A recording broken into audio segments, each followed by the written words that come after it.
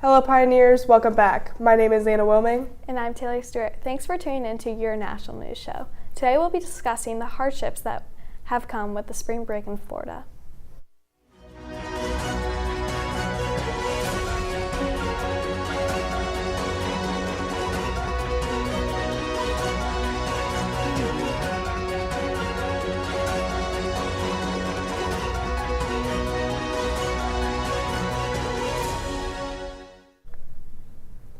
Miami Beach officials declared a state of emergency and imposed a curfew beginning Sunday night during spring break after two fatal shootings after rowdy, chaotic crowds that police have had difficulty controlling.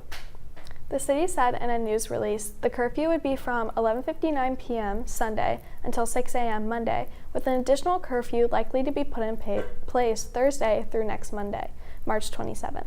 The curfew mainly affects South Beach, the most popular party location for spring breakers. The news release was due to multiple separate shootings Friday night and early Sunday that left two people dead and excessively large and unruly crowds. The City Commission plans a meeting Monday to discuss potential further restrictions next week. Miami Beach Mayor Dan Gelber said in a video message, quote, "We don't ask for spring break in our city. We don't want spring break in our city. It's too rowdy, it's too much disorder, and it's too difficult for police," end quote, Gelber said.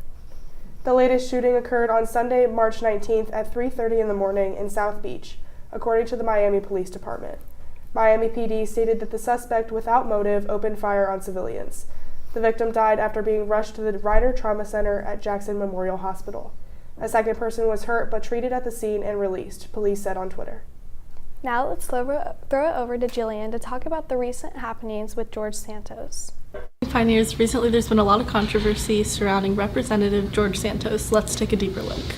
Because I learned my maternal family had a Jewish background, I said I was Jew-ish. This is George Santos, representative from Long Island, New York, who has been drowning himself in controversy. He has been accused of lying about his entire life to get where he is now, such as his education, his religion, and his past. Quote, "I didn't graduate from any institution of higher learning. I'm embarrassed and sorry for having embellished my resume." Many congressmen and women have spoken out against him, such as Representative Richie Torres of New York. George Santos is a pathological liar who has defrauded the voters of New York State. But other members have also claimed that he shouldn't have to resign, such as former Representative Peter King. Obviously, he went beyond almost anything anyone has done before, but it's not a crime. He should be sworn in, but after that, there should be an immediate investigation. But even with all of this on his shoulders, he is still an active member of Congress with a huge following. And it's safe to say that he is definitely a member of Congress who is like no other. That's all from me. Now back to the desk. Millions of dead fish have been found in an Australian river due to dangerously low oxygen levels in the water caused by receding floodwaters. Government officials said the fish were found in the Darling River near the town of Menady, and mainly bony herring through other species such as moray, cod, golden perch, silver perch, and carp also died in an ongoing event, the agency said.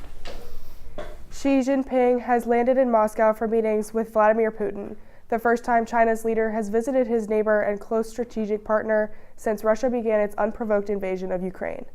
Xi's visit comes days after the International Criminal Court in The Hague accused Putin of committing war crimes in Ukraine and issued a warrant for his arrest. Ukraine is expected to be a key point of discussion during Xi's three-day visit, which will be closely watched for any potential impact on an entrenched conflict that has killed tens of thousands and triggered a mass humanitarian crisis. Now here's Holly Pascal with the Willow Project and why it is causing such an uproar. Hi Pioneers, the Biden administration team just approved the Willow Project in Alaska. Here's what you need to know. ConocoPhillips is a Houston-based energy company that has been exploring and drilling oil in Alaska for years. The project was originally approved by the Trump administration in 2020 and initially intended to construct 5 drill pads, which the Biden administration ultimately reduced to 3. Having 3 drill pads will allow the company to drill 90% of the oil they're pursuing. The area where the project is planned to be holds up to 600 million barrels of oil, which will take a while to reach the market since the project has yet to begin construction. People are upset over this. Over 1 million letters were written to the White House in protest of the project, with Change.org's website having over 3 million signatures signing against it. People are worried. The Willow project could pump between 278 and 287 million metric tons of greenhouse gas pollution into our atmosphere over the next 30 years. Two government sources told CNN the Biden administration felt its hands were tied with the project because Conoco has existing and valid leases in the area, which determined that legally courts wouldn't have allowed them to fully reject or massively reduce the project, sources say. In the meantime, do what you can. Reduce, reuse, and recycle. That's all for today. Back to the desk. Now let's get into some more pop culture news. Hollywood's recent streak of shaky box office results in China continued over the weekend as Warner Bros.' shaky superhero sequel Shazam crashed and burned, losing to Chinese holdover releases. Shazam 2, directed by David F. Sandberg and starring Zachary Levi, opened to just $4.3 million, according to data from Artisan Gateway. The debut represents an 86% slide from the original Shazam, $29.7 million opening in 2019. Taking a nap, Moane currently projects Shazam 2 to finish with a $7.5 million, one of the lowest results of recent memory for a U.S. superhero tentpole. Legendary Def Leppard drummer Rick Allen has opened up on social media after allegedly being attacked by a suburban Cleveland teen in Florida.